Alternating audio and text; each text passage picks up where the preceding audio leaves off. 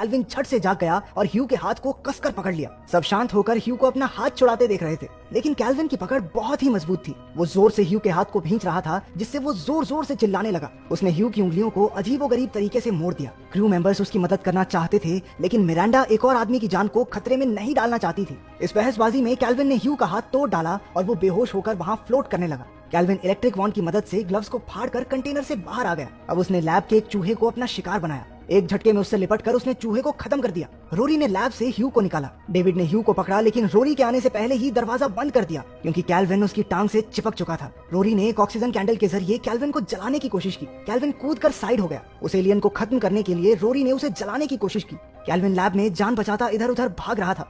Rory ने भी अपने छोटे फ्लेम थ्रोअर के साथ उसका पीछा किया और एक पल के लिए उसे लगा कि उसने कैल्विन को कैद कर लिया है, लेकिन चेक करने पर पता चला कि वो शेल्फ एकदम खाली था। तभी अचानक कैल्विन ने पीछे से हमला कर दिया और रोरी के मुंह में घुस गया। रोरी का दम घुटने लगा, जबकि बाकी क्रू मेंबर्स डर से उसे बस देखते रहे। उसके मुंह से काफी खून बह गया और वो बेहोश होकर हवा में झूलने लगा। उस फ्लेम थ्रोअर की वजह से फायर अलार्म बच गया और आग बुझाने की गैस लैब में भरने लगी। जब कैल्विन रोरी के शरीर से निकला तो वो 100 गुना बड़ा हो चुका था। शो और इकैथरीना ने गैस होल्स बंद करने की कोशिश की ताकि कैल्विन उनके जरिए बाहर न निकल जाए, लेकिन आखिरी होल के बंद होने से पहले कैल्विन अपने शरीर को सिकोड़कर बाहर निकल गया। इकैथरीना ने नासा को इमरजेंसी कॉल करने की कोशिश की, लेकिन उनका कॉल लगा ही नहीं। उसे ठीक करने के लिए इकैथरीना ने स्पेस सूट पहना और बाहर चली गई। जब उसने देखा कि ट्रांसमीटर बहुत ज्यादा गर्म हो चुका है तो उसने कूलेंट चेंबर खोला, लेकिन उसे खाली देखकर वो समझ गई कि कैल्विन वहां तक पहुंच गया होगा। ह्यू ने होश में आकर अंदाजा लगाया कि कैल्विन ने कूलेंट का इस्तेमाल जिंदा रहने के लिए किया होगा। तभी अचानक वो कूलेंट चेंबर से बाहर कूदकर इकैटरीना से चिपक गया। इकैटरीना स्टेशन वापस आने लगी, लेकिन उसने देखा कि उसके सूट में लिक्विड भर रहा था। कैल्विन ने उसकी कूलेंट ट्यूब को भी तोड़ दिया।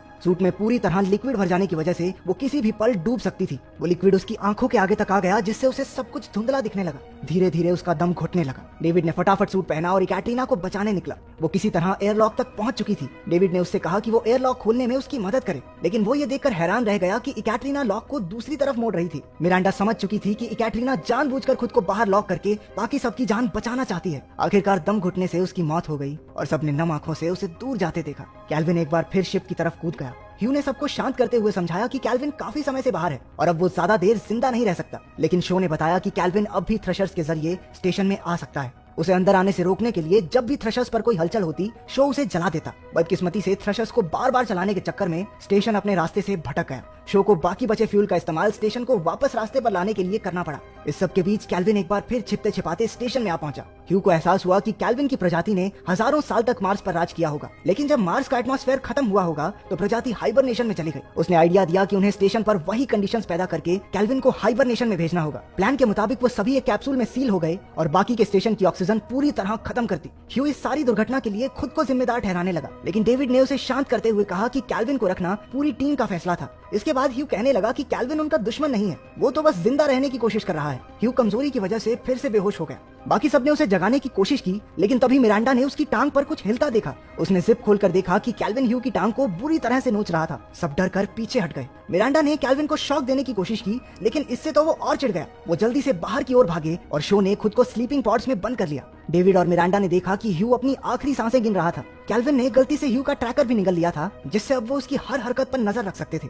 उन्होंने खुद को लॉक करके बाकी के कंपार्टमेंट की ऑक्सीजन बंद कर दी। कैल्विन का दम घुटने लगा। तभी उन्होंने खिड़की से देखा कि एक स्पेस शटल उनकी ओर बढ़ रहा था। मिरांडा ने बताया कि ये शटल उन्हें बचाने के लिए नहीं, बल्कि उन्हें स्पेस में धकेलने के लिए था। ये नासा का आखिरी हथियार था जिससे कोई भी एलियन धरती तक न पहुंच सके। लेकिन शो ये बात नहीं जानता था। उसे लगा वो शटल उन्हें बचाने के लिए भेजी गई है। वो अपने स्लीपिंग पॉड से निकला और लॉक खोलने लगा। उसके पीछे कैल्विन भी पहुंच गया। मिरांडा और डेविड ने उसे रोकने की कोशिश की, लेकिन अब बहुत देर हो चुकी थी। इंजन में कुछ खराबी होने से वो बाहर की ओर खिंचा जा रहा था। कैल्विन भी उसकी टांग पकड़कर ऊपर की ओर चढ़ने लगा। वो एलियन उसके दोस्तों तक न पहुंच सके, इसलिए शो ने उसे पकड़कर दोनों हाथ छोड़ दिए। हवा के प्रेशर ने उसे स्पेस स्टेशन से बाहर फेंक दिया, लेकिन वो एलियन अब भी स्टेशन को पकड़े हुए था। डेविड और मिरांडा ने कैल्विन को बाहर ही लॉक कर दिया। स्टेशन में खराबी आ चुकी थी और अब सब टूट फूट कर आपस में टकरा रहा था। डेविड ने देखा कि इस सारी गड़बड़ के चक्कर में स्टेशन एक बार फिर से अर्थ की ओर मुड़ गया था। वो 30 मिनट के अंदर अर्थ के एटमॉस्फेयर में पहुंचने वाले थे। उसने ऑक्सीजन के भूखे उस एलियन को ऑक्सीजन कैंडल का लालच देकर पकड़ने का प्लान बनाया। उसने फैसला किया कि कैल्विन को एक एस्केप पॉड में ले जाकर खुद उसके साथ अंतरिक्ष की गहराइयों में खो जाएगा,